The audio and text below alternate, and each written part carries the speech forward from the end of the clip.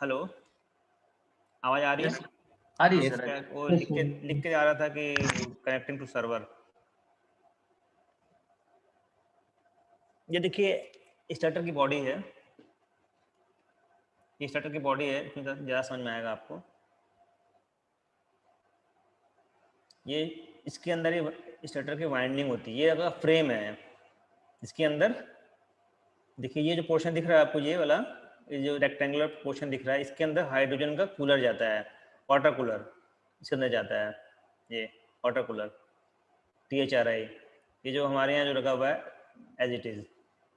और ये आपको जो दिख रहा है ये आपके अंदर रिप्स हैं, ये आपका सर्कुलर रिप्स हैं और एक्सियल रिप्स हैं। तो ये आपका रिप्स है अंदर में। और ये आपको जो दिख रहा है ये डॉट डॉट डॉट दिख रहा है, इसमें आपका हाफ पोर्शन एंडशिल आता है। एंडशिल यहाँ पे बोल्टिंग होता है, पूरा बोल्टिंग होता है। और हाफ पोर्शन लोअर, मतलब हाफ हेमिस्फीयर के शेप में होता है, हेमिस्फीयर के शेप में होता है। तो एक हाफ सर्कुलर ऐसा रहता है ऊपर में, तो एक लोअर होता है, एक टॉप होता है आपका एंडशिल। ये आपका फ्रेम हो गया। सर हाँ हाँ, 108/44 जो लिखा हुआ है इसका मतलब ये वो उनका 55 कोडिंग कुछ कोडिंग है, तो इनका डायमेंशन। हाँ कुछ डायमेंशन वगैरह कुछ कोडिंग है इनका। अब वो उसके बारे में मुझे नहीं मालूम क्या है कोडिंग है, तो मैंने उसी को लिया हुआ है 108855।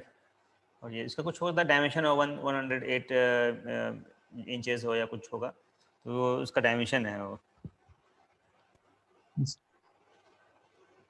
ये 500 मेगावाट का एक स्टेटर फ्रेम है।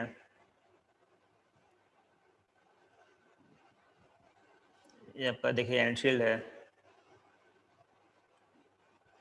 ये एंडशील्ड असेंबली है। एंडशील्ड ये रिब्स हैं इसको मैकेनिकल सपोर्ट के लिए। ये इस तरह का होता है, 660 मेगावाट का एंडशील्ड है ये।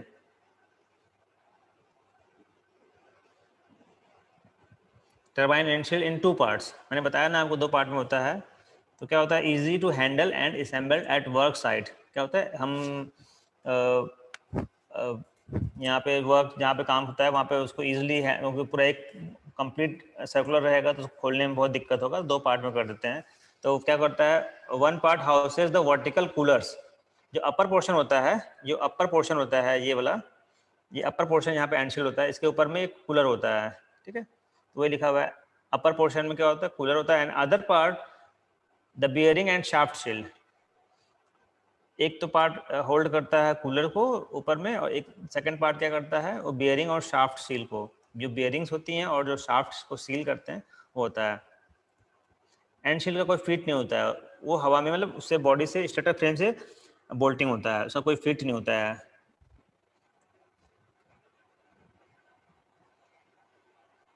ये टर्मिनल बॉक्स, ये टर्मिनल बॉक्स है जहाँ पे ये देखिए ये इस तरीके से 3 निकले हुए हैं।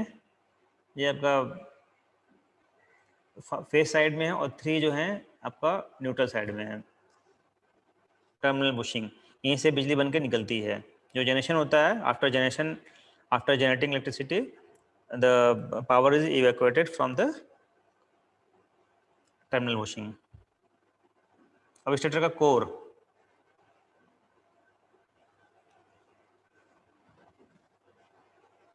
ये जो कोर होता है, देखिए ये जो कोर बन रहा है, ये देखिए ये कोर जो है ये इस तरह से कोर बन रहा है। ये इसमें क्या होता है, ये एक अब ये फ्रेम के अंदर पूरा जाएगा, फ्रेम के अंदर। तो ये जो एडी करंट लॉसेज होता है, eddy current losses, hysteresis current losses reduce करने के लिए ये पतले पतले लैमिनेशन टाइप का इसको स्टैकिंग होता है। और सब देखिए पाइलअप हो रहा है, सबके एक के ऊपर एक के ऊपर एक के ऊपर इस तरह से लैमिनेशन किया हुआ है। तो ये इस तरीके से जो है आपका पूरा जो है फ्रेम जो है, कोर जो है बनता है। अब इस तरह से देखिए इसका, देखिए पाइलअप पाइप लगा हुआ है, ये स्टड्स के थ्रू जो है सारा जो है स्टैंपिंग हो रहा है सारा इसका जो है। बीच में इस तरह से कटा हुआ है ये इसका जो कोर का सेगमेंट, एक कोर का सेगमेंट का एक फोटो दिया हुआ है। इस तरीके से बनाते हैं, एक एक करके ये पाइलअप करके इस तरीके से एक पूरा कोर बनाते हैं, कोर। फिर ये कोर जो है उस स्टेटर फ्रेम के अंदर घुसता है। उसके अंदर देखिए ये जो ये आप देख रहे होंगे ये ब्लू वाला, ये आपका को इसका जो फ्रेम है और फ्रेम के अंदर ये कोर जा रहा है, इंसर्ट कर रहे हैं। तो ये देखिए ये पूरा अंदर घुस गया है इसके अंदर।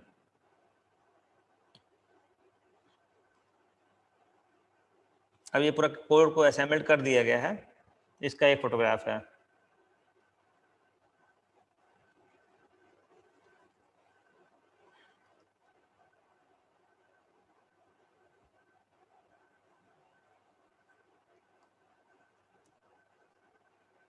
अच्छा ये कोर में देखिए, कोर में ये जो है एक अंदर में एक स्प्रिंग जैसा लगा होता है, स्प्रिंग जैसा है। ये जो है कोर सस्पेंशन स्प्रिंग्स, इसको कहते हैं कोर सस्पेंशन स्प्रिंग।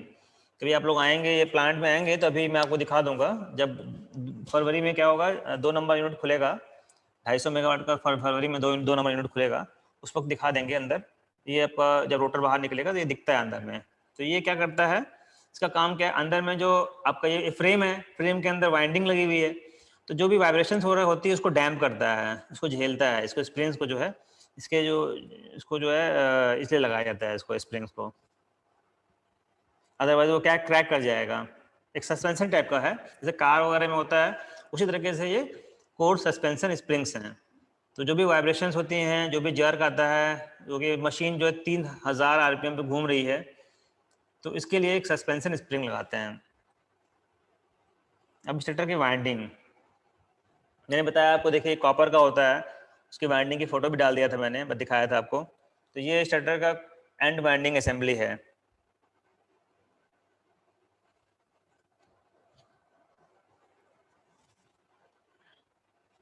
देखिए ये 600 मेगावाट वाला जनरेटर है। तो ये देखिए प्राइमरी वाटर का पूरा एक आया है हेडर, और सब में से पानी आते हुए एक इनलेट है, एक आउटलेट है, इस तरह से गया हुआ है इसके अंदर। ये एक अंदर में ये कोर है, कोर के अंदर ये वाइंडिंग है, और ये फ्रेम है आपका।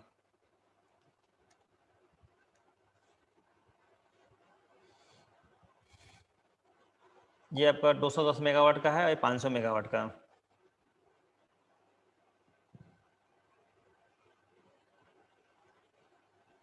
ये फोटो दिखाया था मैंने आपको, बार का जो है क्रॉस सेक्शन एरिया।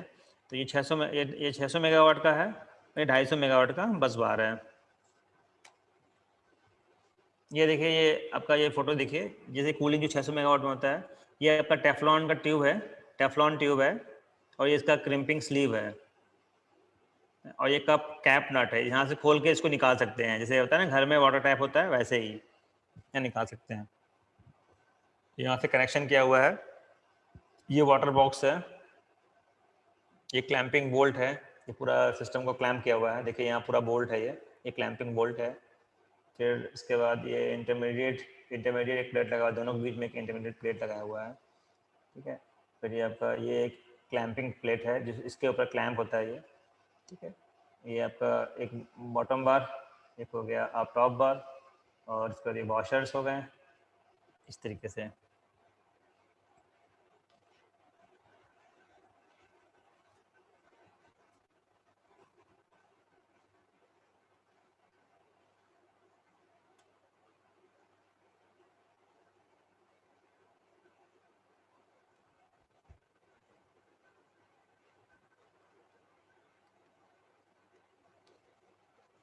जो मैंने बताया आपको बुशिंग, तो बुशिंग के बाद में नीचे में ये आपका एक टर्मिनल बुशिंग होता है, मतलब ये जो बाहर आता है वाइंडिंग आता है, वाइंडिंग के नीचे में एक बुशिंग लगा होता है, क्योंकि ये आपका इंसुलेटेड होता है बॉडी से, इसके अंदर भी हाइड्रोजन भरी रहती है, यहाँ तक हाइड्रोजन आती है इसके अंदर पूरा, यहीं से फिर आपका जो है आपका नीचे में वायर निकल जाता है। ये आपका देखिए बुशिंग है, ये पूरा पूरा जो है ये बुशिंग है। अभी रोटर पढ़ते हैं। रोटर रोटर क्या होता है, वो सिंगल पीस, एक सिंगल पीस होता है, फोर्ज किया हुआ एक हाई क्वालिटी का सिंगल पीस होता है, और उसमें जो लॉन्गिट्यूडनल स्लॉट्स होते हैं रोटर वाइंडिंग के, क्योंकि पूरा लॉन्गिट्यूडनल होता है, लंबा होता है, उसकी लेंथ ही 9.5 मीटर होती है, 9.5 मीटर। तो ये इसमें जो है स्लॉट्स होते हैं, इसके जो रिटेनिंग रिंग होती है वो क्रोमियम मैग्नीशियम 1818 मटेरियल का होता है। Slot wedges are of aluminum oil, some designs of copper alloy in other design. ये आपका देखिए रोटर है, रोटर का पूरा शाफ्ट है और ये पूरा इसके ये जो दिख रहा है आपको, ये पोल है, इसका जो पोल है, ये पोल है। तो 2 पोल मशीन है। तो सबको मतलब मैकेनिकल वालों को शायद नहीं मालूम होगा कैसे ये होता है। 3000 आरपीएम पे रहेगी मशीन, तो 2 पोल की मशीन होती है, north pole south pole. Speed का फॉर्मूला क्या होता है, n = 120 f/p।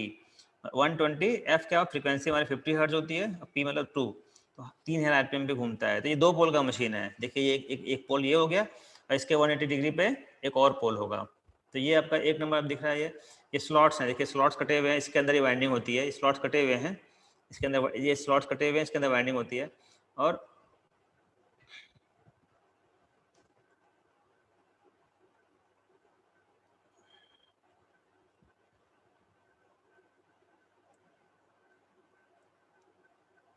देखिए इस तरह से ये वाइंडिंग होती है और ये एंड में ऐसे होती है। ये आपका आपस में जो है शॉर्ट ना हो इसके लिए एक स्पेसर भी लगाया गया है, स्पेसर्स। और लास्ट में आपका जो वाइंडिंग होती है वो एक इसको कहते हैं रिटेनिंग रिंग। सारा जो कि इस पर सेंट्रीपिटल फोर्स लगता है, जब ये घूमता है तो बहुत ही 3000 आरपीएम घूमता है तो सेंट्रीपिटल फोर्स लगता है, तो उसको होल्ड करने के लिए एक लास्ट में हम लोग जो है लगाते हैं, इसमें आपका रिटेनिंग रिंग कहते हैं इसको, रिटेनिंग रिंग। अभी हमारे यहाँ जो जनरेटर है उसका रिटेनिंग रिंग जो है पूरा काला हो गया, क्योंकि जो प्रॉब्लम आया था अभी स्टेज 1 में जनरेटर जल गया था, तो ये पूरा काला हो गया, इसके अंदर पूरा शूट भर गया है, इसका IR भी 0 आ रहा है। तो ये वहाँ रिपेयरिंग के लिए जाएगा, अभी खुलेगा पूरा। तो ये आपका रिटेनिंग रिंग है। देखिए इस तरीके से आपका रहता है कूलिंग के लिए। ये देखिए ये हमारा जो है, ये देखिए ये आपका जो है इसके अंदर स्लॉट्स कटे हुए हैं, ये इसके अंदर जो है हाइड्रोजन जाता है, मतलब अंदर यहाँ से फैन खींचता है, इसका खींच के यहाँ से बाहर निकलता है। और ये भी जो देखिए ये जो है होल्स दिए हुए हैं इसके अंदर, rotor body with cross pole slots, इसके अंदर जो है इसके अंदर से हाइड्रोजन बाहर निकलता है। किनारे में क्या फैन लगा होता है, फैन मैं कैसे दिखाऊँ आपको, ये फैन जो लगा हुआ है, ये फैन जब चलता है 3000 आरपीएम पे तो हवा खींचता है, हवा मतलब हाइड्रोजन खींच के, इसके अंदर एक डक्ट होता है, डक्ट टाइप का, इसके अंदर से हवा खींच के इसके अंदर जाता है पूरा, और ये जो आपको होल्स हैं इसके अंदर से बाहर निकलता है वो हाइड्रोजन, तो पूरा अंदर ठंडा कर देता है इसको। ये देखिए ये आपका अंदर से ये हवा आती है, खींचता है वो फैन खींच के, ये फैन खींच के फिर इसके बाद यहाँ से जो जितने भी होल्स हैं इसमें से बाहर निकलता है। और ये आपका पोल्स हैं, 2 पोल मशीन है 180 डिग्री पे। ये तो आपका normally axial propeller fan type fan हो गया, और ये आपका सेंट्रीफ्यूगल फैन हो गया। तो 2 अलग अलग टाइप के हमारे यहाँ जो लगा हुआ है एक्सियल प्रोपेलर टाइप फैन लगा हुआ है। ये कंप्रेसर टाइप फैन भी है।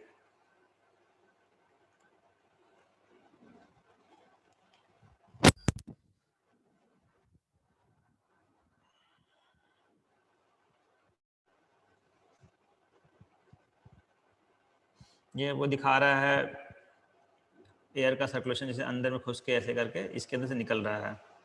ये देखिए आपका जो है होल्स हैं, होल्स के अंदर से ये आपका हवा जो है निकल रहा है फ्लॉट पोर्शन से। अभी बियरिंग देखिए, ये बियरिंग जो होता है ये बियरिंग है जिसके ऊपर आपका शाफ्ट जो रोटर घूमता है। तो ये बेयरिंग क्या होता है, इंसुलेटेड होता है, जो बॉडी होती है उससे इंसुलेटेड रहता है, ताकि जो शाफ्ट में जो करंट होता है वो इसके अंदर ना आ जाए, इसलिए इंसुलेटेड रहता है। सर किसके थ्रू इंसुलेटेड रहता है, मैंने कौन सा मटेरियल या कौन सा क्या रहता ये है? जो होता है ना, ये आपके नीचे में जितने भी बोल्ट वगैरह लगते हैं ना, इसमें बोल्ट वगैरह है, सब में टेफ्लॉन के बोल्ट के सराउंडिंग में टेफ्लॉन का ट्यूब लगता है, ताकि ये बॉडी से कहीं पे भी ग्राउंड ना हो। और जो स्टैटिक चार्ज डेवलप होता है ना, स्टैटिक चार्ज शाफ्ट में एक वोल्टेज डेवलप होता है, हालांकि उसमें कार्बन ब्रश लगा होता है जो कि ग्राउंड कर देता है, लेकिन फिर भी कुछ आता है, तो ये इंसुलेटेड रहता है। ये पूरा बियरिंग जो है बॉडी से जो है आपको जहाँ पे रहेगा आपका जो एंडशील्ड है, एंडशील्ड के ऊपर रहता है ये, तो वो पूरा इंसुलेटेड रहता है, ताकि ये जो भी ये रोटर घूम रहा है इसके ऊपर, तो उसमें रोटर में यदि कोई आपका जो शाफ्ट वोल्टेज आ जाता है, तो वोल्टेज आके कहीं इसमें इसके थ्रू कहीं ग्राउंड ना हो, तो ग्राउंड से वो इंसुलेटेड रहता है। हालांकि वोल्टेज बहुत कम होता है वो, क्योंकि क्या होता है कि जब हमारा टरबाइन जो चलता है, तो सबका शाफ्ट तो कपलिंग होता है आपस में, चाहे आईपी हो, चाहे एलपी हो, चाहे एचपी हो, फिर हाइड्रोजन जनरेटर का भी कपलिंग होता है। तो स्टैटिक चार्ज होता है, जैसे नहीं घर में आपने देखा होगा कि जब हम घर पे बैठते हैं चेयर से हिट करते हैं किसी टॉवल वगैरह से, तो एक चार्ज डेवलप हो जाता है, स्टैटिक चार्ज। उसी तरीके इंड्यूस से ये करंट आ जाता है सर उसमें ना, हाँ? इंड्यूस करंट, इंड्यूस करंट इसको कहते हैं स्टैटिक चार्ज।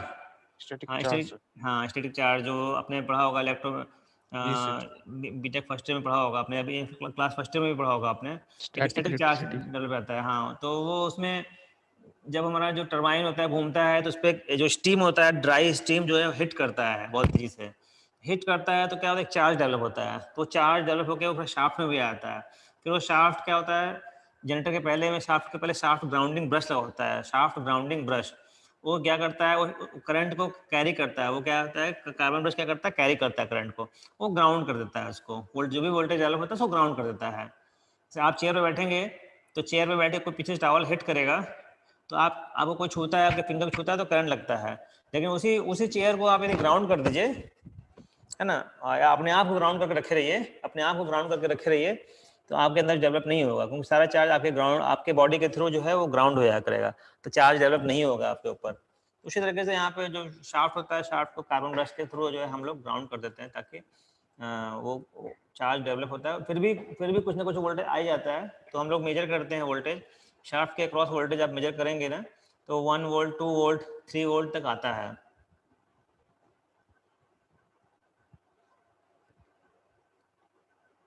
ये देखिए, ये जो दिख रहा है येलो पोर्शन, ये आपका इंसुलेटेड है, ये इसका इंसुलेशन है, ठीक है। बोल्ट के किनारे देखिए टेफ्लॉन का ट्यूब होता है, तो ये येलो शो किया गया है कि हाँ ये इंसुलेटेड है।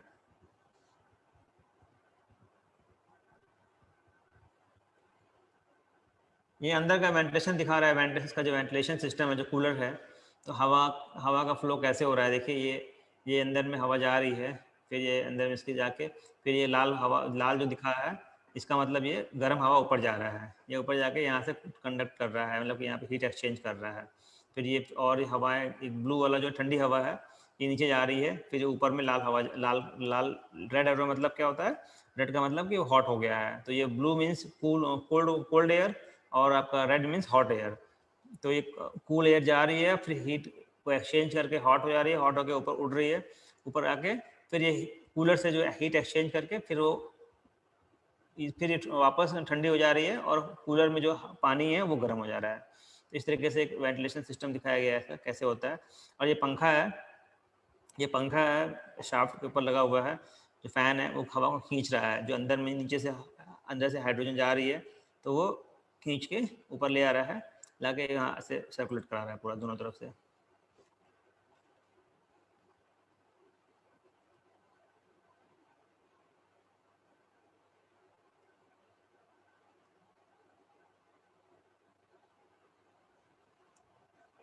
ये जनरेटर का स्टार्टर जो है वो शिफ्टिंग हो रहा है, वो फोटोग्राफ है। जब कंस्ट्रक्शन ऑफ स्टार्टर बार कैसे होता है, वो starter bar consist number of insulated copper strands. Copper के स्ट्रैंड्स होते हैं बहुत सारे, in order to reduce eddy current losses and skin effect.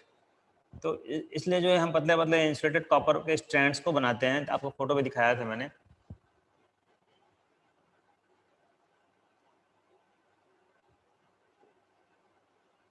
इस तरीके से देखिए, ये इसके ऊपर ये क्या है, ये माइका टेप लगा होता है, और ये आपका इंसुलेटिंग मटेरियल लगा होता है ऊपर से, ताकि वो आपस में इंसुलेटिंग रहे। ये अंदर में आपका बार है।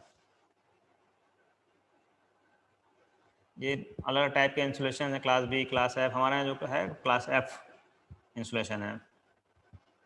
ये देखिए, आपको बता रहा था मैं, कंडक्टिविटी जो है एयर की 1 होती है और हाइड्रोजन की 5.8 होती है।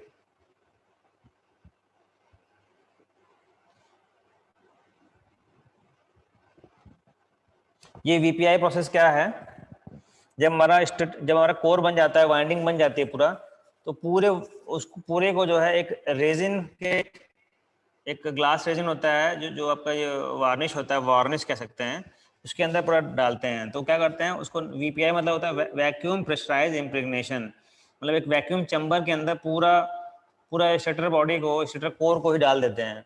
उसके अंदर क्या होता है, वैक्यूम प्रेशर होता है, तो उसमें जो है सारा जो है मटेरियल अंदर घुस जाता है, और वो सब जो है पूरा इंस्टॉलेटेड रहता है।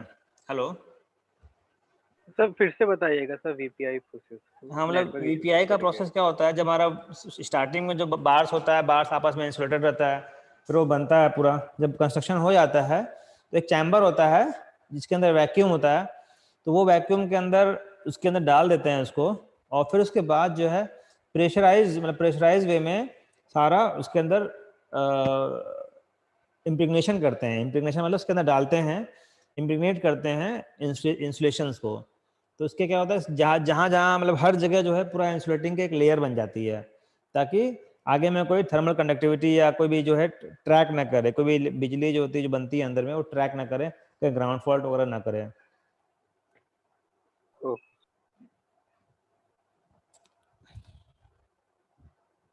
ये आपका 250 मेगावाट में जो एंड रिंग है, ये एंड वाइंडिंग है। देखिए यही वाला जो है, ये बना है ना, ये इसके अंदर जाएगा। ये जो है इसके अंदर, ये देखिए ये जो है ये जो है ये एक ट्रॉली के ऊपर रख दिया गया, ट्रॉली के ऊपर, और इस चैम्बर के अंदर चला जाएगा, और उसके बाद फिर वो चैम्बर बंद हो जाएगा एक वैक्यूम क्रिएट करके उसके अंदर, और पूरा इसके अंदर, देखिए अभी इंसुलेशन नहीं हुआ है, इंसुलेशन रेड इंसुलेशन, इसके अंदर रेड इंसुलेशन हो जाएगा। तो उसको कहते हैं वीपीआई प्रोसेस। ये इस तरह से बन के आ जाएगा पूरा। फिर ये इस तरीके से, ये देखिए अभी सफ़ेद सफ़ेद है अभी, फिर उसका ये पूरा लाल वार्निश आ जाएगा इस तरीके से। सर जैसे इसको बाहर में अभी जैसे रिपेयर करते हैं, तो कंडीशन पे वीपीआई का प्रोसेस को किस तरीके से करते हैं? नहीं, जैसे वो नहीं कर सकते, हम नहीं कर सकते, क्योंकि वो तो हम जो रिपेयर किए उसको हम क्या करते हैं, क्योंकि वो तो पूरा पूरा मतलब आपका सारा बार्स, जितने बार्स हैं, जितने स्लॉट्स हैं, सबके अंदर जाता है ना। और आपका जो रिपेयरिंग करना है वो सर्टेन पोर्शन पे करते हैं। जैसे कि अभी जो हुआ था यहाँ पे हुआ था, इस जगह पे हुआ था, इस जगह जो देख रहे हैं ना, ये 2 o'clock पोजिशन पे हुआ था। घड़ी की जो 2 o'clock पोजिशन होती है उस पर हुआ था फॉल्ट। इतनी दूर हुआ था, उतना दूर काट के उसको जोड़ दिए, वहाँ पे वाइंडिंग कर दिए। वाइंडिंग करने के बाद उसको जो है हम लोग जो है इंस्ट्रक्शन लगा दिए उसके ऊपर, और फिर वार्निश कर दिए, तो ठीक हो गया। अभी मेरा जनरेटर जो है, अभी मैं 70 दिन से काम कर रहा था, तो अभी 250 मेगावाट का फॉल्ट आया था, तो अभी चालू हो गया है परसों। अभी बढ़िया चल रहा है 260 मेगावाट पे। ये शाफ्ट सील, ये आपको बताया था ना कि मतलब ये अंदर में हाइड्रोजन भरा होता है, तो हाइड्रोजन बाहर ना निकल आए, इसके लिए जो है एक सील सिस्टम लगाते हैं।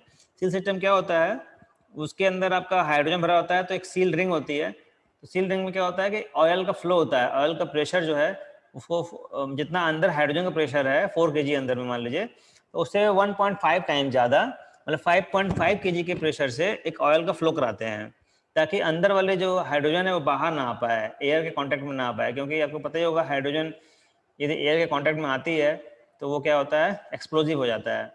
इसलिए जो है हम लोग अंदर में हाइड्रोजन बाहर ना आए, इसलिए जो है इसको हम लोग सील करते हैं। इसमें 4 टाइप का सील दिया है, thrust type, single flooring type, double flooring type और ट्रिपल फ्लोरिंग टाइप। हमारे यहाँ तो सिंगल फ्लोरिंग टाइप है। ये देखिए आपका ये इसके अंदर ही होता है, ये आपका सील, थ्रस्ट सील, इसके अंदर सील बॉडी, इसके अंदर सील रिंग रहती है।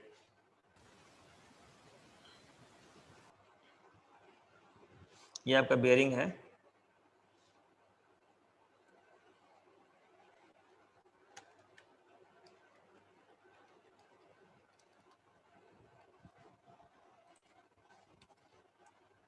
ये आपका प्रेजेंटेशन था आपका कुछ, इसके बाद आपका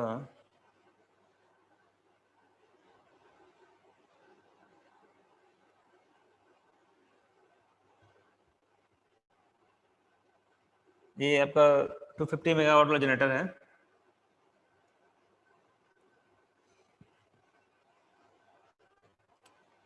देखिए कुछ इसका रेटिंग आप समझ लीजिए, रेटिंग क्या, किस रेटिंग का होता है।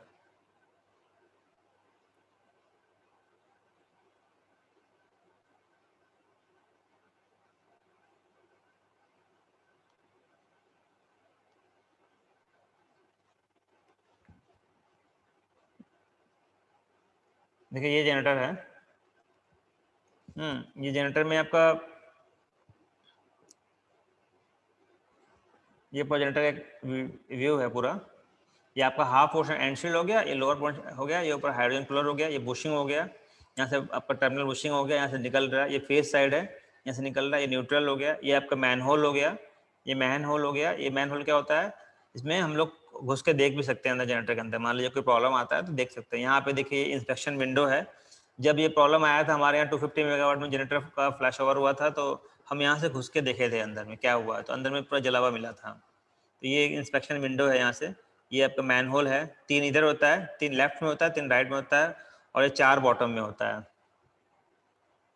इस तरीके से 3 यहाँ पे 1 4 है, तो कुल यहाँ पे 4 3 7 3 10 ये होता है मैन होल। और आपका दोनों साइड एक्सेप्टर साइड में और टरबाइन साइड में आपका ये विंडो भी होता है, इंस्पेक्शन विंडो।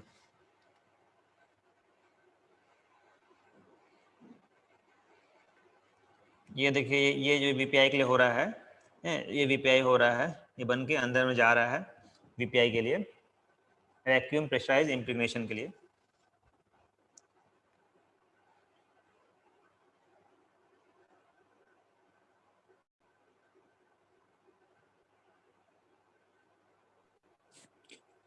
सर जनरेटर में अगर मतलब कुछ फॉल्ट भी आ गया फिर भी तो रोटर साइड घूमता रहेगा ना सर? नहीं, क्या होता है कि आप मैकेनिकल से हैं क्या? नहीं सर। इलेक्ट्रिकल से हैं? जी सर।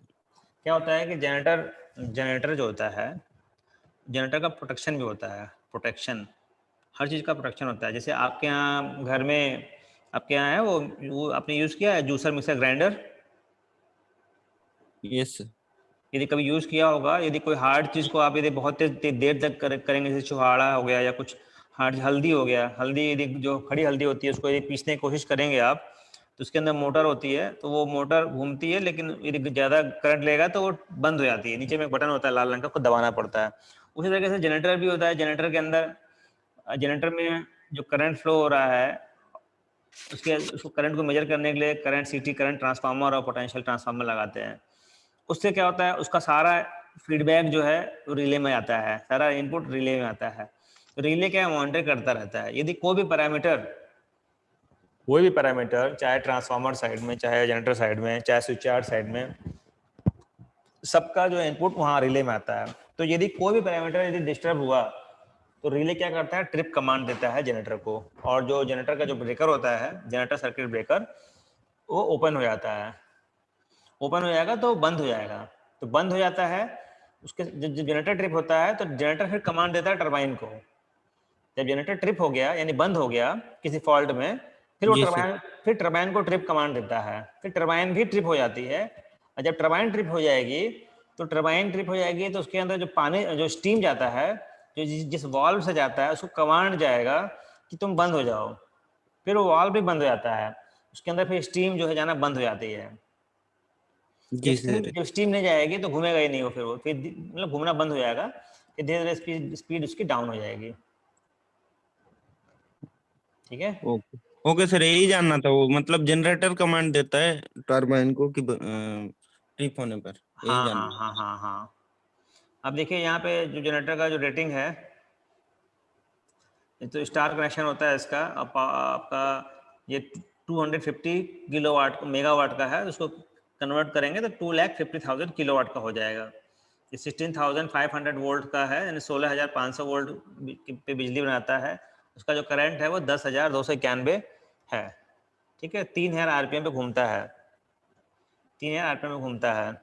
ये आपको, चूँकि 2 पोल की मशीन है तो 3,000 आरपीएम में घूमता है। कूलेंट क्या है, हाइड्रोजन है। गैस प्रेशर क्या है, हाइड्रोजन गैस प्रेशर क्या है, 4 kg/cm²। है। इंसुलेशन क्लास क्या है, एफ है। एफ में मतलब 150 तक तो झेल लेगा वो।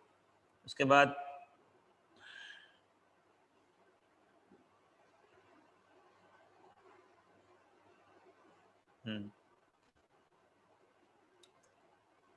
फिर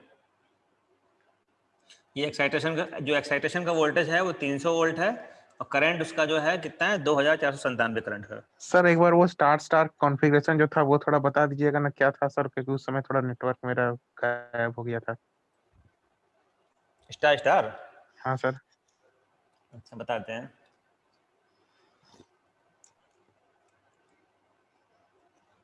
उसमें क्या होता है कि जनरेटर क्या होता है ना, अच्छा बोर्ड दिख रहा है क्या आप लोग को, बोर्ड?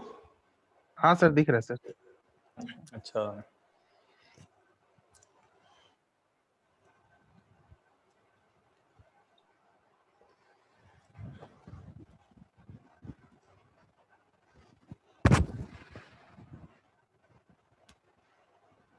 दिख रहा है बोर्ड आपको? हाँ सर दिख रहा है सर। ये इस तरीके से वाइंडिंग होती है,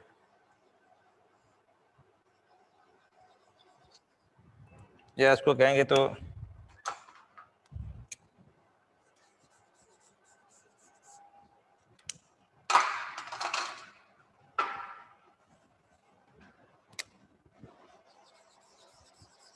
ये 3 फेज वाइंडिंग हो गया।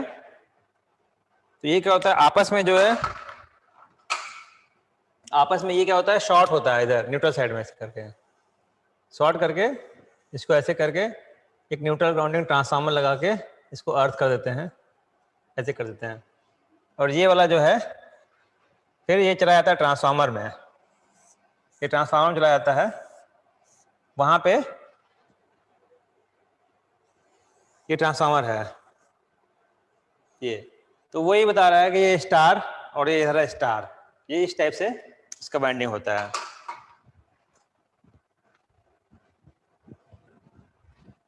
समझ में आया? हेलो? Yes yes sir. और इसका स्पेसिफिकेशन देख लीजिए एक थोड़ा इलेक्ट्रिकल सिस्टम के लिए, मतलब इलेक्ट्रिकल, ये हाइड्रोजन कूलर हो गया। देखिए ये हाइड्रोजन कूलर का पाइप है, इसी से पानी जाता है ना। ये जो ऊपर वाला जो पाइप है दो, ये इनलेट हो गया, जो नीचे वाला है वो ये इनलेट हो गया, ये ऊपर वाला दोनों जो इनलेट हो गया और नीचे वाला जो आउटलेट हो गया। ऊपर से पानी जाता है और नीचे से निकल जाता है। ये आपका एंडशील्ड है, ये आपका इंस्पेक्शन विंडो है।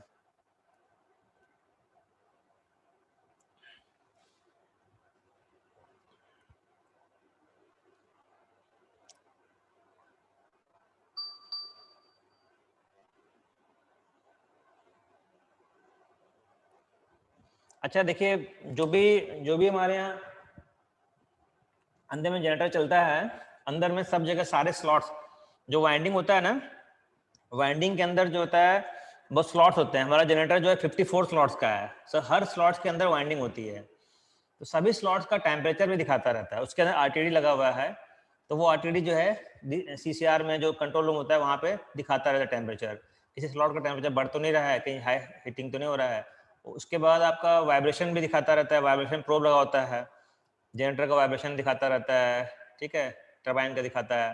फिर आरटीडी होता है, बियरिंग में आरटीडी लगी होती है, वो आरटीडी दिखाता रहता है टेम्परेचर। तो ये देखिए आपको, देखिए ये लगा है, ये देखिए वाइब्रेशन प्रोब है, ये बियरिंग के ये वाइब्रेशन, ये आपका आरटीडी लगा हुआ है, ये दिखाता रहता है क्या आपका वाइब्रेशन है, क्या आपका टेम्परेचर है, सब दिखाता रहता है, सारा पैरामीटर मेंटेन करते हैं।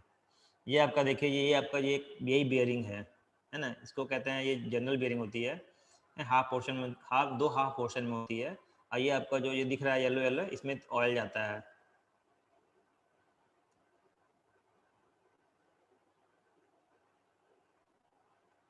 ये आपका ये सील सिस्टम है, सील सिस्टम, इसमें एक हाइड्रोजन सिस्टम होता है, हाइड्रोजन साइड होता है, एयर साइड होता है। तो हाइड्रोजन साइड में भी तेल गिरता रहता है, एयर साइड में भी तेल गिरता रहता है।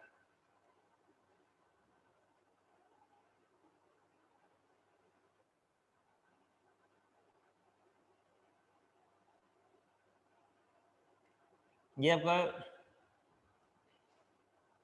जनरेटर का स्पेसिफिकेशन दिया हुआ है, ये मेन एक्साइटर का है, ये पायलट एक्साइटर का है।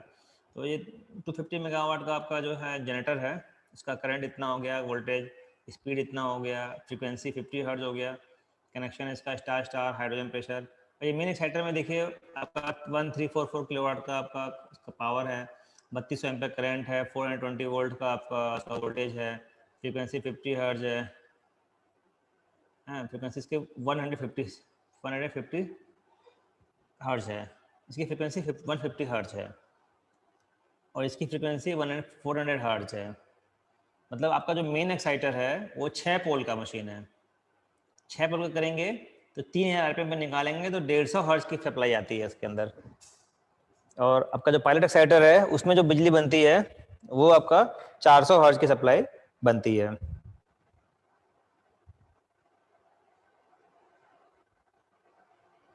ये देखिए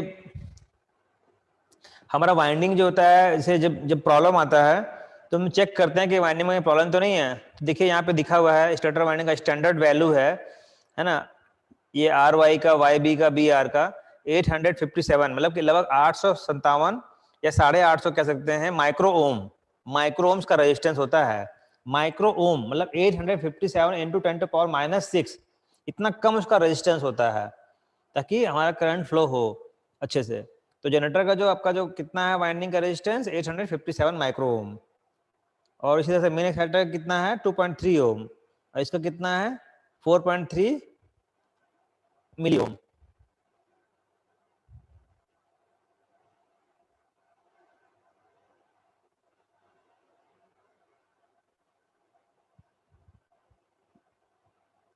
इसमें आपको मैं दिखा देता हूँ कुछ, ये आपका अभी जो जनरेटर काम हुआ था, देखिए कुछ आपको फोटोग्राफ दिखाना चाहता हूँ मैं।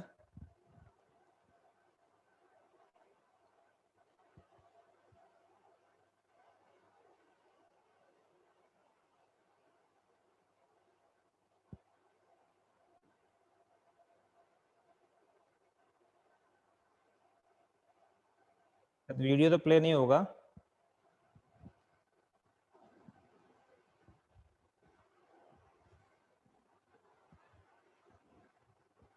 देखिए ये एक्साइटर का स्टेटर है, ये एक्साइटर का स्टेटर है, एक्साइटर का स्टेटर, इसके अंदर एक्साइटर रहता है, घूमता है।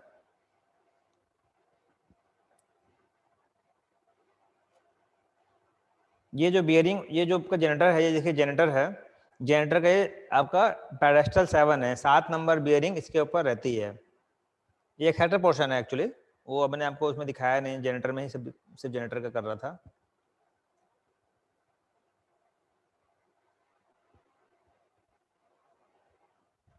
मैं आपको यहाँ से दिखा देता हूँ, एक मैंने प्रेजेंटेशन बनाया हुआ है।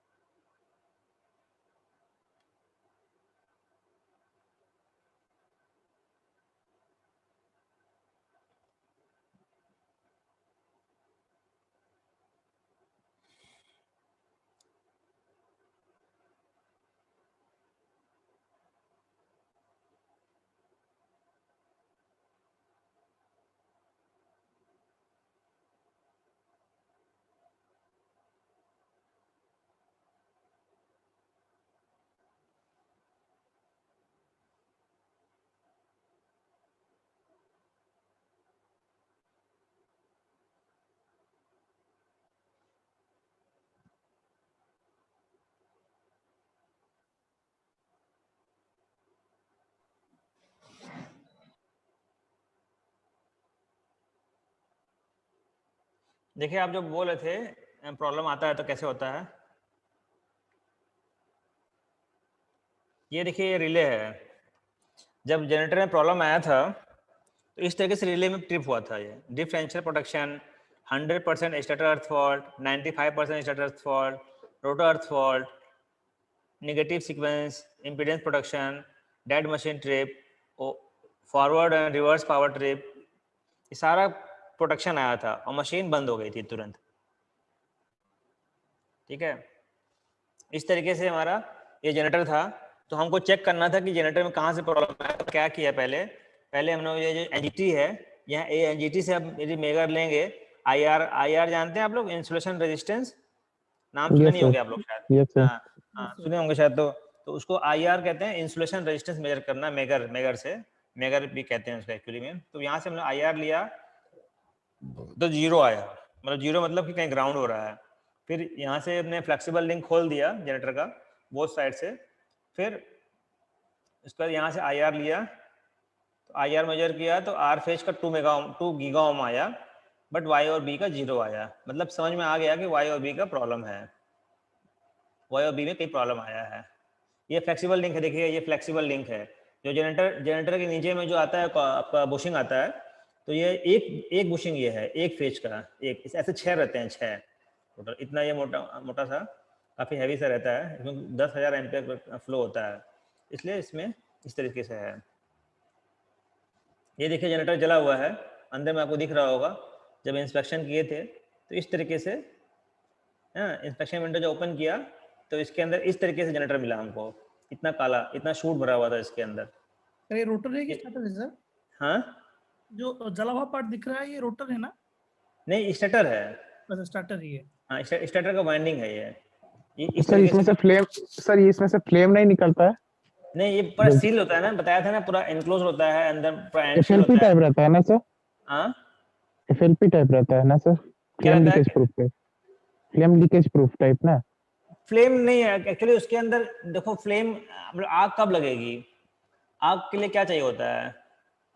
जलने के लिए सर ये एयर चाहिए, चाहिए होता है, ऑक्सीजन हीट चाहिए होता है, और ऑक्सीजन।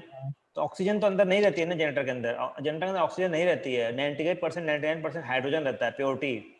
तो अंदर में हाइड्रोजन के प्रेजेंस में तो मतलब यदि फायर होगा भाई तो हाइड्रोजन में नहीं जलेगा, या तो उसको एयर चाहिए होगा। हाइड्रोजन भी जब एयर के कांटेक्ट में आता है सर्टेन क्वांटिटी में, तब जाके फ्लैश होता है। तो अंदर में तो एक ऑक्सीजन नहीं है, तो यदि वाइंडिंग आपस में कहीं लूज हुआ, कहीं कुछ हुआ, ये दोनों देखो ये आपस में कहीं से प्रॉब्लम आया, तो इंसुलेशन वीक हुआ, इसके ऊपर इंसुलेशन है, तो आपस में हुआ, तो उसके बाद हो सकता है कि ये आपका फ्लैश हो जाएगा। अंदर फ्लैश होगा तो तब तक हमारा रिले बंद कर देगा मशीन को। लेकिन ऐसा नहीं कि इसमें आग लग जाएगा। आग तब लगेगा जब बहुत बड़ा धमाका कहीं कुछ हो, बहुत बड़ा कुछ इस टाइप से हो, बाहर में हाइड्रोजन बाहर आए या ब्लास्ट हो, तब जाके कुछ हो सकता है। तो इस तरीके से यहाँ पे ये देखिए, ये दोनों ही फोटो कलर्ड फोटो हैं, दोनों ही फोटो कलर्ड हैं, ऐसा नहीं कि एक ब्लैक एंड व्हाइट है, कलर्ड है। ये आपका एक्साइटर एंड में है, ये टरबाइन एंड में। जनरेटर क्या होता है, एक जनरेटर के एक एंड में होता है टरबाइन होता है, और एक एंड में होता है एक्साइटर। तो एक्साइटर एंड में जो जला था इस पोजीशन पे, 2 o'clock पोजीशन पे, तो इस तरीके से था। टरबाइन एंड पे देखिए इस तरह से था, लाल रंग का पूरा।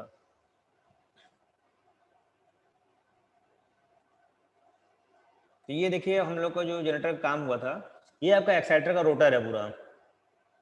ये आपका डायोड व्हील है, ये आपका मेन एक्साइटर है, ये पायलट एक्साइटर है, उसका ये फैन है, ये डायोड व्हील है, और ये आपका शाफ्ट है पूरा। ये यहाँ पे ये देखिए कपलिंग होता है, यहाँ पे ये पोर्शन में कपलिंग होता है। ये आपका रोटर है, जनरेटर रोटर है।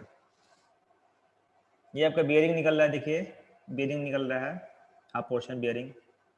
ये PMG है, परमानेंट मैग्नेट जनरेटर, ये निकल रहा है।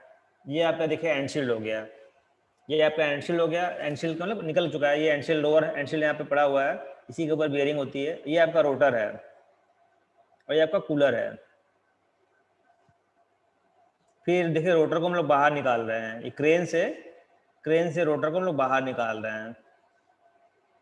ये देखिए रोटर निकला है बाहर निकल रहा है, निकल गया है। और यहाँ पे देखिए ये इस जगह पे, मतलब जब अंदर ये घुसा रहा होगा तो इसी पोर्शन के मतलब स्टेटर वाइंडिंग में फ्लैश ओवर हुआ था, उसकी वजह से इतना धुआं नहीं हुआ, तो ये भी पूरा काला हो गया, ये भी खराब हो गया पूरा इस तरीके से। ये बाहर हम लोग निकाल के स्टैंड के ऊपर रख दिया इसको। ये देखिए निकलने के बाद ये पूरा खोलने के बाद देखिए इस तरह दिखा, इतना काला। और ये वाइंडिंग है, देखिए ये जो पोर्शन दिख रहा है आपको छोटा सा, इसको जूम करने पे मतलब ये पास में ये तो देखने में छोटा लग रहा है, लेकिन इस तरीके से होता है। ये देखिए मैंने आपको बताया था ना, कॉपर के स्ट्रैंड्स होते हैं, पतले पतले इंसुलेटेड होते हैं, each strand is insulated with each other. इसमें 88 स्ट्रैंड्स होते हैं। तो इस तरीके से देखिए जल के ये कैसे हो गया है, ये मेल्ट हो गया है पूरा कॉपर, और इस तरीके से हो गया है।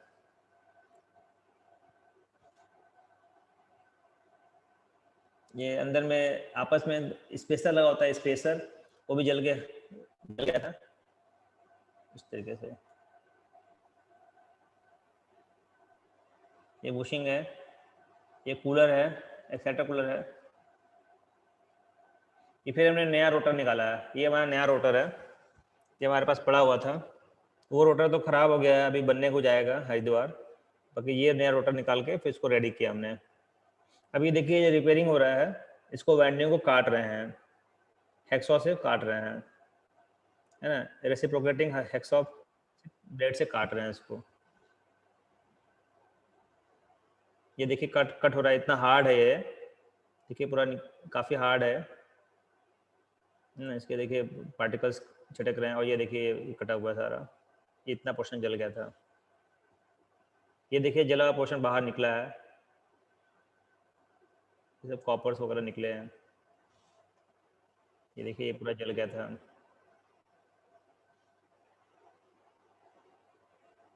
तो इसकी क्लीनिंग किया हमने पहले वैक्यूम क्लीनर से और एसीटोन से क्लीनिंग किया इसको। फिर एक ड्राई आइस क्लीनिंग होता है, ड्राई आइस क्लीनिंग, उससे किया। देखिए उससे क्लीनिंग करने के बाद काफ़ी क्लीन हो गया है। ड्राई आइस क्लीनिंग क्या होता है? ड्राई, इसको एक्चुअली CO2 क्लीनिंग कहते हैं, CO2 क्लीनिंग। तो CO2 को जो है कार्बन डाइऑक्साइड को जो है हम लोग फ्रीज करते हैं -79 डिग्री सेल्सियस पे, तो वो बिल्कुल आइस की तरह हो जाता है। तो उससे उसके मशीन में डाल के हम जो है एक मशीन के थ्रू इसके अंदर मशीन से इंजेक्ट करते हैं, और फिर ये CO2 जो जाके पूरा क्लीन करता है उसको। ये देखिए क्लीन करने के बाद ऐसा हो गया, ड्राई आइस क्लीन करने के बाद ऐसा हो गया। फिर इसका हमने रिपेयरिंग किए, फिर ये रिपेयरिंग किए इसको। फिर इसमें एक हाई वोल्टेज टेस्ट होता है, हाई वोल्टेज टेस्ट किए। हाई वोल्टेज टेस्ट करने के बाद बहुत सारे और भी टेस्ट होता है, इसको कहते हैं एसिड टेस्ट, ये भी किया हमने। और उसके बाद ये रोटर है। फिर ये देखिए जो जला पोर्शन को निकाल दिया हमने बाहर, यहाँ से बाहर निकाल दिया, ये जला पोर्शन यहाँ था, निकाल दिया हमने। इसको रिपेयरिंग किया, इसको ग्राइंडिंग करके साफ़ किया। और फिर एक नया ये जो कि कॉपर, देखिए बताया था ना आपको मैं, कॉपर का जो स्ट्रैंड्स होते हैं वो देखिए यही है। फिर इसको हमने लगाया, उसको सब ब्रेंजिंग करके वहाँ जोड़ देते हैं ना सर? हाँ ब्रेंजिंग करके जोड़ देते हैं ब्रेजिंग, ना? हाँ ब्रेजिंग करके जोड़े हैं इसको, ब्रेजिंग करके। ब्रेजिंग अभी करेंगे, अभी तो हम लोग ब्रेजिंग नहीं कर रहे हैं, ब्रेजिंग अभी वाइंडिंग को जोड़ेंगे, लेकिन अभी फिक्स कर रहे हैं इसको। एक में रिवेट होता है, रिवेट से इसको बीट एक होता है, बीट की तरह इसको हमने फिक्स कर दिया ड्रिल करके, ठीक है। और इसके अंदर जो इसके अंदर एयर रह जाता है, एयर गैप, इसके अंदर हम लोग सोल्डरिंग कर दिए। तो एक पॉट बना के एक इसके अंदर सोल्डरिंग मटेरियल भर दिया इसके अंदर। अब ये ब्रेजिंग कर रहे हैं हम लोग, ये ब्रेजिंग कर रहे हैं, ये कंडक्टर को जोड़ रहे हैं। जोड़ने के बाद जो है ये पुट्टी वगैरह लगा के ये आपका वाइंडिंग को माइका टेप अप्लाई कर दिया, इसके ऊपर mica tape. After mica applying mica tape, फिर ग्लास टेप लगा दिया। ये ग्लास टेप है, ग्लास टेप लगाने के बाद फाइनली इस तरह से ये हो गया पूरा ये रिपेयरिंग। यहाँ पे अभी नहीं लगाया है इसको, अभी ये कर रहे हैं इसको काम। बाकी ये एंड सेगमेंट भी जल गया था, यहाँ पे काट के निकाल दिए थे, ये भी लगाया हम, ये लगाया। ये देखिए ये आपस में जुड़ा हुआ है, ये आपका कंडक्टर आपस में जुड़ा हुआ है। तो सर ये आप ही लोग करते हैं कि भेल का आता है आदमी? भेल का आदमी, भेल। फिर ये जो लास्ट में आपका जो दिख रहा है आपको, ये यहाँ पे देखिए, ये एक किनारे में यहाँ रोप लगा हुआ है, रोप यहाँ पे रोप नहीं लगा हुआ है। ये रोप से सबको बांधते हैं ताकि कोई भी हिले ना, एक दूसरे से हिले ना। बाद में जाके फिर ये रोप भी लगाया हमने। ये रोप जो है इसको कहते हैं रेजिन रोप कहते हैं, रेजिन रोप। इसके अंदर एक हार्डनर और रेजिन मिला के इसको हमने लगाया है, इसको रोप को। Final resin tie head to head. फिर एक टेस्टिंग करने के बाद सब टेस्टिंग हुआ, फाइनली ये रिपेयर हो गया। देखिए अब ये जो है ये पूरा रिपेयर हो गया, जो यहाँ पे पोर्शन जला था ये रिपेयर हो गया। फिर ये देखिए कूलर, ये कूलर है, इस कूलर को हम इंसर्ट कर रहे हैं इसके अंदर। इसके अंदर पानी जाता है और इसके अंदर फिन्स होता है, और फिन्स में जो है टकरा के पानी हीट एक्सचेंज कर लेता है। फिर नया रोटर डाल रहे हैं अंदर, फिर एंडशील्ड लगा रहे हैं, फिर फैन गार्ड लगा रहे हैं, फिर ये सब एंडशील्ड लगाया। ये देखिए मैनहोल है, ये देखिए आपको बताया था ना ये स्प्रिंग, ये देखिए स्प्रिंग, ये स्प्रिंग है इसका। इंस्पेक्शन विंडो, फिर ये आपका रोटर, एक्साइटर रोटर, ये कपलिंग कर दिया, ये सील ऑयल चार्ज कर दिया, सील ऑयल निकल रहा है इसमें, सील ऑयल। फिर कूलर पाइप भी लगा दिया अलाइनमेंट वगैरह करने के बाद। ये देखिए बेयरिंग का वाइब्रेशन मेजर करता है।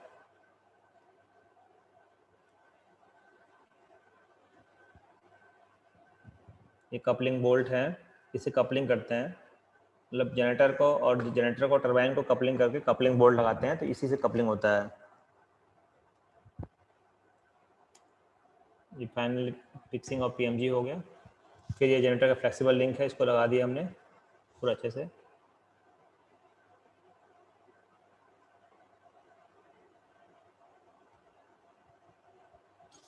ये आपका जो शाफ्ट का जो एक्सपेंशन होता है उसके लिए सेंसर लगा हुआ है, C&I ने लगाया हुआ है इसको।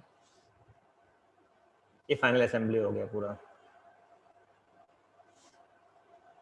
इसको ये कवर लगा दिया हमने, इसके ऊपर ये कवर, ये हो गया, ये असेंबली हो गया पूरा इसका।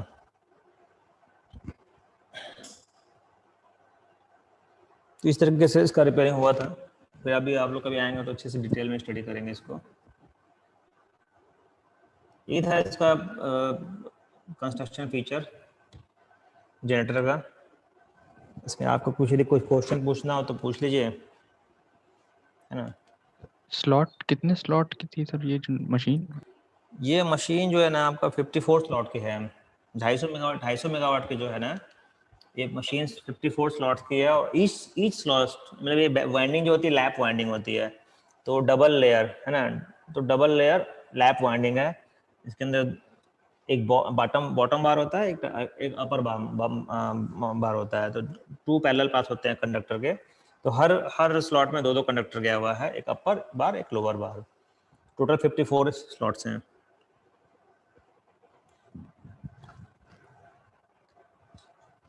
छह 600 मेगावाट वाले में 44 स्लॉट्स हैं।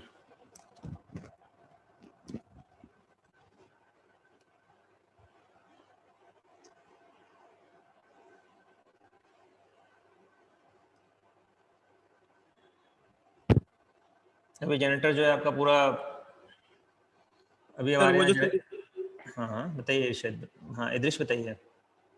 सर वो जो सर कॉपर ब्लेडों को सर एक साथ मतलब वो वाइंडिंग के लिए किया गया, वो कितना ब्लेड होता है एक साथ मोड़ने के लिए? 88 होता है, ब्लेड नहीं होता है उसको, मतलब स्ट्रैंड्स कहते हैं, हाँ स्ट्रैंड कहते हैं उसको, हाँ स्ट्रैंड्स होते हैं। वो जो सभी जो होते हैं ना स्ट्रैंड, वो आपस में इंसुलेटेड होते हैं, हाँ आपस सर, में हर एक आपस को में इंसुलेट करना पड़ता है ना? हाँ हर एक को एक दूसरे से इंसुलेट करना पड़ता है। हाँ वो इंसुलेटेड रहता ही है, बन के आता है इंसुलेटेड। वो 84 रहता है क्या सर? हाँ 84 रहता है? हाँ 84 है, 88 होता है। कुछ मैं आपको वीडियो दिखाता हूँ, देखते चल पाता है कि नहीं चल पाता है। इसमें चलना बड़ा मुश्किल है इसमें, कैसे कुछ ड्राई आइस क्लीनिंग का कैसे।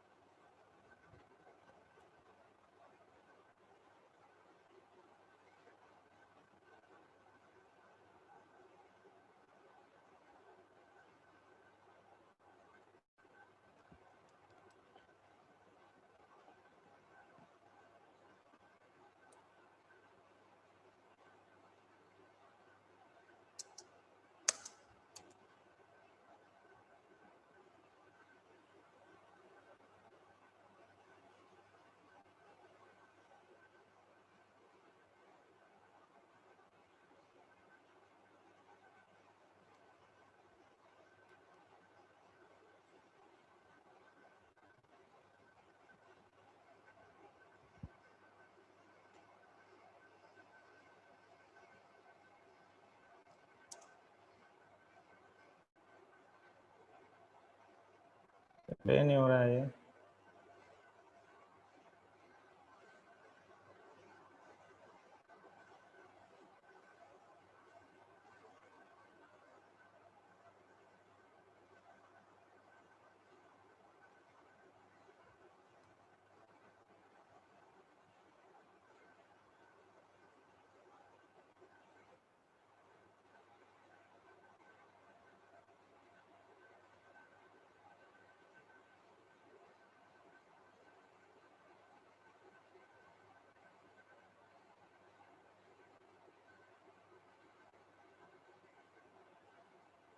ये इसमें प्ले नहीं हो रहा है, इसकी वजह से शायद ये, नहीं तो मैं आपको दिखा था सारा एक्टिविटीज़ है, कैसे डाल रहे हैं इसके रोटर को, कैसे निकाल रहे हैं, ड्राई स्क्रीनिंग कैसे कर रहे हैं, रोटर कैसे अंदर जा रहा है।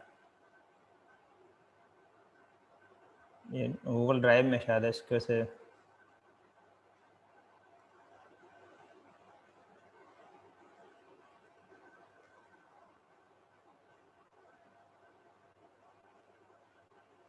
कोई बात नहीं, जाने दीजिए। तो इस तरीके से तो बस ख़त्म करते हैं आज के लिए, ठीक है सर एक्सक्यूज मी हाँ बताइए बताइए सर, बताइए। बॉडी शांत शॉट का कितना रेजिस्टेंस होना चाहिए अब मेंटेनेंस जब होती है तो, या कभी फॉल्ट आ गया बॉडी शॉट का? कौन सा जनरेटर बॉडी का? जी, या एक्साइटर का भी? उसमें रोटर फॉल्ट कह रहे हो क्या?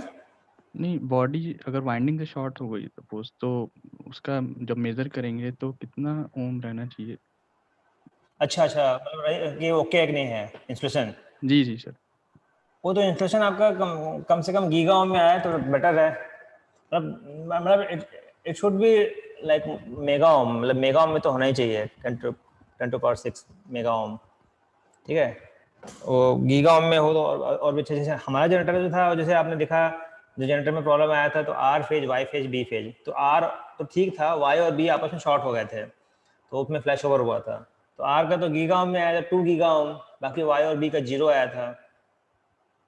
तो यस सर। हाँ, तो उसमें यदि जब हम लोग रेजिस्टेंस, इसमें क्या होता है, हमारा जनरेटर 16.5 केवी का है, तो हम क्या करते हैं, जो आईआर लेते हैं, जो इंसुलेशन रेजिस्टेंस मेजर करते हैं, उसमें हम लोग क्या करते हैं 5 केवी तक का एक देते हैं वोल्टेज, 5 केवी का वोल्टेज देते हैं, मैक्सिमम 5 केवी। सर आप लोग इंसुलेशन रेजिस्टेंस कौन वाला, इलेक्ट्रॉनिक वाला जो रहता है सर, वो यूज करते हैं जो? हाँ हाँ वही सर। हाँ वही यूज करते हैं, इलेक्ट्रॉनिक वाला। वो हैंड वाला नहीं है, हैंड वाला यूज नहीं करते हैं, इलेक्ट्रॉनिक वाला यूज करते हैं। मतलब उसमें क्या करते हैं कि सब 5 के सेट करके हम इंजेक्ट करते हैं उस वाइंडिंग में। हाँ। तो यदि वो इंसुलेशन जो है उसमें वोल्टेज जाता है, तो उसमें अंदर एक करंट भी फ्लो होती है उसके अंदर, बहुत नॉमिनल करंट फ्लो होती है, मिली एम्पियर में करंट फ्लो होती है। तो V equal to R equal to क्या होता है, V/I। तो I क्या होता है, बहुत कम होता है।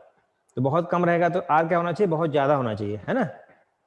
Yes sir. V/I 5 kV है upon I, milli ampere current flow होता है उसके अंदर। तो वो तो वही है, अब इसमें अगर करंट फ्लो होगा ही नहीं, या वो कहीं ग्राउंड रहेगा तो सारा फ्लो हो जाएगा, तो उसमें तो वो मतलब क्या कहते हैं, सेंस नहीं मिल पाएगी। हाँ, तो कुछ वैल्यू नहीं मिलेगी इसमें, तो वो 0 बताएगा। तो इसलिए जो है आपका जो है वो अब जितना अच्छा रहेगा, जिसमें मॉइस्चर वगैरह आ जाता है तो थोड़ा कम हो जाता है, गीगा ओम से घट के मेगा ओम में आ जाता है, थोड़ा हीटिंग वीटिंग कर देते हैं तो हो जाता है ठीक। बाकी जनरेटर चलता रहता है तो करंट फ्लो होता रहता है, तो उसमें तो कोई दिक्कत है नहीं। इंस्टॉलेशन का जो आईआर रहेगा वो ज़्यादा रहेगा, क्योंकि वो हीटिंग हो ही रही है अंदर में। वो मेरा जनरेटर बंद है उस केस में, हालांकि जनरेटर बंद भी है तो पूरा सील्ड है, इसके अंदर में हाइड्रोजन भरा हुआ है, तो कोई ऐसी डरने की बात नहीं है। आईआर तो 0 नहीं होता है, स्टेप से रहता है। Yes sir. और हम लोग जो है बहुत सारा टेस्ट किए थे, मतलब जैसे इलेक्ट्रिकल टेस्ट भी करते हैं हम लोग, आईआर टेस्ट, इंसुलेशन रेजिस्टेंस, फिर वाइंडिंग का रेजिस्टेंस। तो वाइंडिंग का रेजिस्टेंस जैसे बताया, हमारे पास डाटा रहता है पहले से ही हमारे पास, तो वो डाटा जो है उससे मैच कर लेते हैं। मान लीजिए 850 माइक्रो ओम है तो 850 माइक्रो ओम होना चाहिए, वो है तो मतलब ठीक है, कोई दिक्कत नहीं है। और यदि कम है या कुछ गड़बड़ है, जैसे फॉल्ट वाले केस में क्या हमारा ज़्यादा आ रहा था, बहुत ज़्यादा आ रहा था, मतलब वो कांस्टेंट नहीं आ रहा, फ्लक्चुएट कर रहा था, क्योंकि वो 2 पाथ हो गया था, बीच में से कट गया था। तो आधे पाथ के लिए अलग रेजिस्टेंस आ रहा था, आधे पाथ के लिए अलग रेजिस्टेंस आ रहा था, 2 अलग अलग रेजिस्टेंस आ रहा था। तो जनरेटर का बाइंडिंग रेजिस्टेंस भी सही नहीं आ रहा था। फिर बाद में हमने रिपेयरिंग करने के बाद चेक किया तो ओके हो गया, ओके आया। तो वाइंडिंग रेजिस्टेंस लिए, उसके बाद इसका टैन डेल्टा टेस्ट होता है वो करते हैं, एलसी टेस्ट, उसके बाद NFT test, natural frequency test करते हैं, रोटर का impedance test, winding resistance, IR, और उसके बाद फिर रोटर का आरएसओ टेस्ट करते हैं। तो इस तरह से बहुत सारे टेस्ट करते हैं।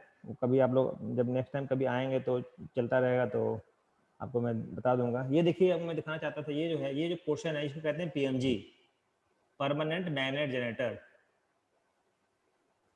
तो जब हमारा टरबाइन घूमता है ना पूरा, तो यहाँ से एक बिजली बन के जाती है एवीआर को। एवीआर मतलब ऑटोमेटिक वोल्टेज रेगुलेटर। फिर वहाँ से वो जाता है थर्स्टर में, थर्स्टर से डीसी बन करके इसमें आता है, ये आपके ये एक्साइटर है।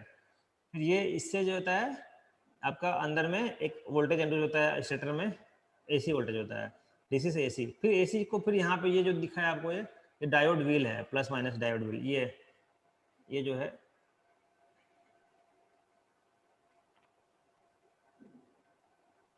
ये जो है ये डायोड व्हील है। ये देखिए यहाँ ये पीएमजी है, ये पीएमजी, ये घूमता है तो इसमें इससे वोल्टेज इंड्यूस होता है इसके स्टेटर में। वो स्टेटर का वोल्टेज चला जाता है आपका, ये देखिए केबल, देखिए यहाँ पे केबल भी दिया हुआ है, केबल, ये केबल के थ्रू चला जाता है एवीआर में। एवीआर से फिर वापस आता है इसके स्टेटर में डीसी। फिर इसमें एक एसी वोल्टेज इंड्यूस होता है, वो एसी को फिर ये कन्वर्ट करता है डीसी में। ये डायोड लगा, अंदर में डायोड लगा हुआ है, डायोड व्हील है ये पूरा। तो ये एसी को डीसी में कन्वर्ट करके फिर यहाँ से इसके अंदर से फिर ये जो है चला जाता है इसके अंदर। ये जो है ये आपका डायोड व्हील है, ये जो है इसके अंदर से एक, ये देखिए पिन लगा हुआ है, 4 पिन लगा हुआ है, ये चारों पिन के थ्रू सप्लाई चला जाता है, डीसी सप्लाई। तो इसमें एक्साइटेशन वोल्टेज जो है इसको रोटर को इसी से मिलता है, यहाँ से एवीआर देता है।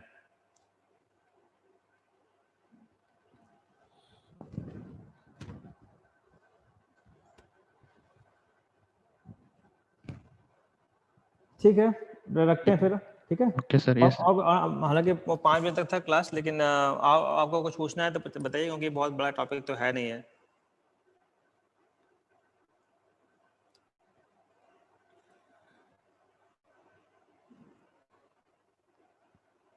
जनरेटर जो चलता है इसको सिंक्रोनाइज करने के लिए कैसे सिंक्रोनाइज करते हैं पता है ना आपको? क्या क्या कंडीशन चाहिए होता है सिंक्रोनाइज करने के लिए? मैकेनिकल, इलेक्ट्रिकल, सिंक्रोस्कोप से देखते हैं। सिंक्रोस्कोप देखते हैं, लेकिन सिंक्रोस्कोप से देखते हैं, लेकिन वो कंडीशंस क्या क्या होना चाहिए, क्या क्या मैच होना चाहिए? ग्रिड में क्या ऑलरेडी क्या है कि ग्रिड में तो बहुत सारे जनरेटर कनेक्टेड है आपस में, तो ग्रिड में तो बिजली पहले से ही ग्रिड में। तो हमारा जो जनरेटर है, तो हमारा जनरेटर जो है वो क्या करता है, उसका जो वोल्टेज है और जो ग्रिड का वोल्टेज है वो दोनों मैच करना चाहिए। अच्छा, वो मैच नहीं करेगा तो क्या करेंगे हम लोग जो एक्साइटेशन से, जो एक्साइटर है उससे घटाते बढ़ाते हैं वोल्टेज को, एक्साइटर से घटाते बढ़ाते हैं वोल्टेज को जनरेटर का, तो मैच कराते हैं। थोड़ा सा घटा दिए, थोड़ा बढ़ा दिए वोल्टेज को, तो वो मैच कर लिए। तो वोल्टेज हमेशा जो है बराबर होना चाहिए। उसके बाद स्पीड, मतलब फ्रीक्वेंसी, जनरेटर की फ्रीक्वेंसी जो हमारे जो घूम रही है जनरेटर 3,000 आरपीएम में घूम रहा है, 3,000 आरपीएम हो सकता है फ्रीक्वेंसी 3,000 आरपीएम मतलब 50 हर्ट्ज हो गया, 49.95 मतलब क्या हो गया, 2950 हो गया स्पीड। तो जो जनरेटर की स्पीड ग्रिड की है, स्पीड जो जनरेटर कनेक्टेड है आपस में, स्पीड जो उनकी है वही स्पीड हमारे जनरेटर की भी होनी चाहिए। तो स्पीड को भी हम लोग मैच कराते हैं, स्पीड को भी हम लोग कम ज़्यादा करते हैं।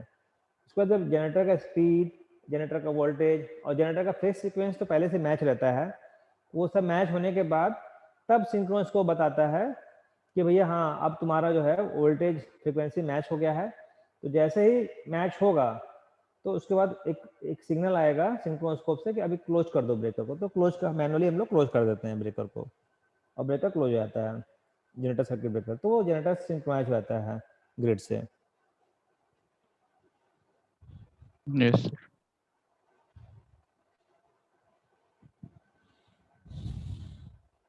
ये काफ़ी हैवी होता है, ये 45 टन का होता है, 45 टन का है ना। तो इतना 45 का, इतना इसमें इनर्शिया बहुत ज़्यादा होता है, हैवी मशीन है ये। ये ऊपर की जिससे आप लिफ्ट करते हैं उसको क्या कहते हैं आप इंडस्ट्रियल टर्म में? ये इसको क्या कहते हैं? हेलो सर ये सर उसी को। ये तो आपका वो है, बेल्ट है, मतलब इसको ये आपका मतलब आपको इसको क्या कह सकते हैं, इसे चेन, पुली चेन होता है ना, स्लिंग कहते हैं, स्लिंग कहते हैं, स्लिंग ओके कहते सर। हैं। इसकी कैपेसिटी बहुत ज़्यादा है, इसकी 50 टन है, एक 50 टन है, तो ये आपका 50-100 टन का हो गया। ये तो 50 टन का ये मटेरियल है, तो कोई दिक्कत नहीं है। इसको यहाँ पे चैन पुलिस करके इसको खींचते जाते हैं, इसको इस वाले चेन को छोटा करते जाते हैं यहाँ से खींच के, तो ये अंदर घुसते जाता है। इसको जो आप छोटा करेंगे यदि, ये अंदर जाएगा ना, ये अंदर यस सर। अंदर जाएगा। हाँ, तो अंदर चला जाता है धीरे धीरे करके। नीचे में एक शू लगा हुआ है, कहते हैं रोटर शू कहते हैं, उसके ऊपर वो रहता है, उसको ग्रीसिंग कर देते हैं। ग्रीसिंग आप आराम से सरकते हुए चला जाता है अंदर। फिर ये रोटर है और जो स्टेटर है, इसके बीच में एयर गैप भी होता है। और एयर गैप क्या होता है? 85 mm का एयर गैप होता है। 85 mm का 85 mm का एयर गैप होता है, बीच में 85 mm होता है। सोचिए 85 mm का एयर गैप है, उसी से वोल्टेज इंड्यूस हो जाता है इसमें, यहाँ से वोल्टेज इसमें इंड्यूस हो जाता है। और ये अपने नीचे में आपका बुशिंग है, वहाँ से चला जाता है। ये बुशिंग आपने दिखाया था मैंने आपको, ये बुशिंग।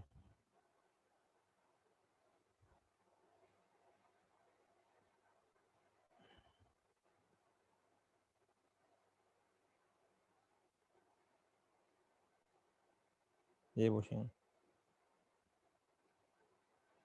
ये बुशिंग। टर्मिनल बॉक्स में जो था सर वही। हाँ, टर्मिनल ब्लॉक्स। टर्मिनल बॉक्स के बाद फिर क्या होता है? बस डक्ट होता है। बस डक्ट, वो बस डक्ट जो है तीनों का फेज अलग अलग, तीनों का अलग अलग बस डक्ट होता है। आइसोलेटेड फेज डक्ट, उसको कहते हैं आईपीबीडी कहते हैं। आईपीबीडी, आइसोलेटेड फेज बस डक्ट।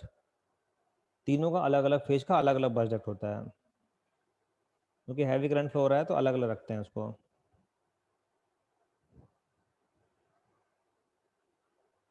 सर वहाँ टर्मिनल बॉक्स में 3 फेजेस का 3 टर्मिनल तो था, लेकिन सर 3 न्यूट्रल था, वो नहीं समझ में आया था।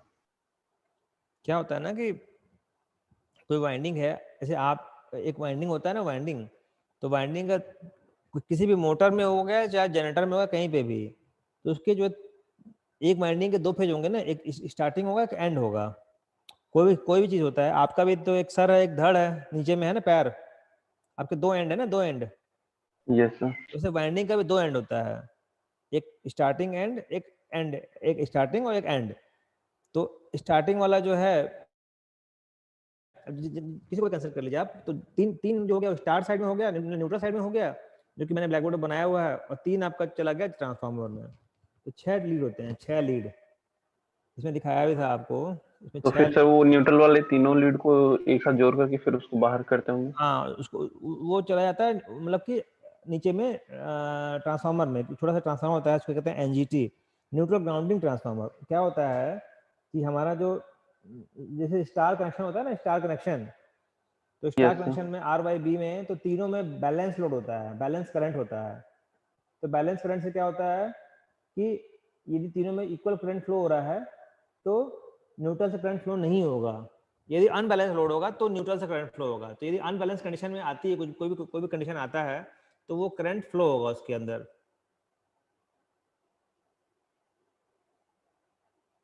ओके। हाँ,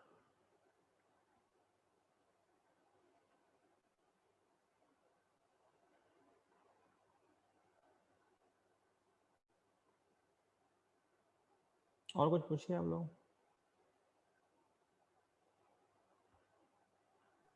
सर इसकी बॉडी एल्यूमिनियम की मेक है क्या जनरेटर की? नहीं, स्टील की है, तो सिलिकॉन स्टील की है। तो फ्रेम जो है ना, उसका सिलिकॉन स्टील का है। ये बाहर की केसिंग है सर, जो केसिंग करते हैं। हाँ, केसिंग, हाँ, तो केसिंग के जो है वो आपका जो है वो, मैं आपको दिखा भी देता हूँ। देखिए अब क्या लिखा है इसमें, वो एल्युमिनियम की नहीं होती है। फ्रेम जो होता है वो सिलिकॉन स्टील का बनता है।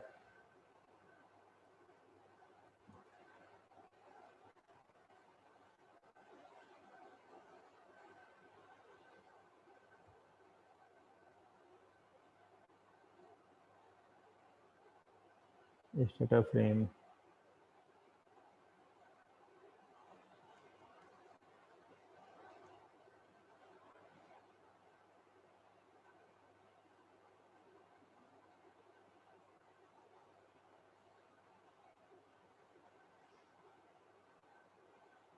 ठीक है, क्या लिखा है यहाँ पे पढ़िए।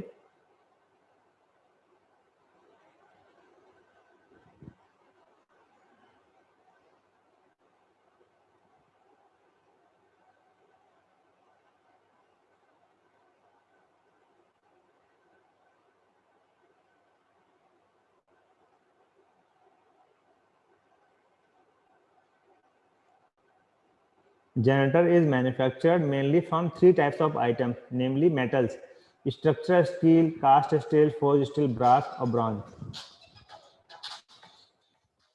एक मिनट, ठीक है, तो वो कोई एल्युमिनियम नहीं होता है. Yes sir.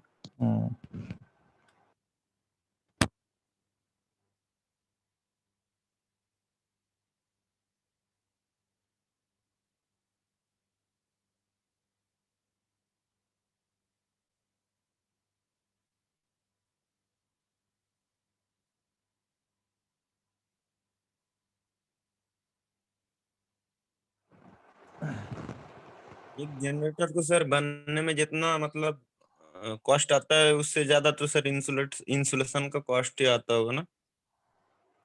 सबसे ज्यादा कॉस्ट तो उसका कॉपर का जो बार्स है ना, उसी में आता है. जो बार है ना, कॉपर बार, देखिए आपका स्टील तो सस्ता होता है, बार जो होता है, जो कॉपर बार, कॉपर महंगा होता है. तो अंदर में जो मेन कॉस्ट आपका कॉपर बार का है, तो बहुत ज्यादा मतलब जो है कॉपर का बार लगता है. कई टन लग जाता है कॉपर. तो वो जो है आपका कॉपर, उसमें बहुत खर्चा होता है, कॉस्टली होता है वो. एक जनरेटर का मतलब स्टार्टर का कॉस्ट 100-150 करोड़, तो स्टार्टर का ही कॉस्ट होता है 100 करोड़ लगभग. फिर रोटर का अलग कॉस्ट होता है 20-25 करोड़.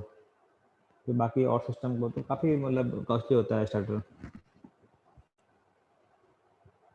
अभी जो हमारा जो प्रॉब्लम आया उसमें 3 करोड़ का कॉस्टिंग आया रिपेयरिंग में.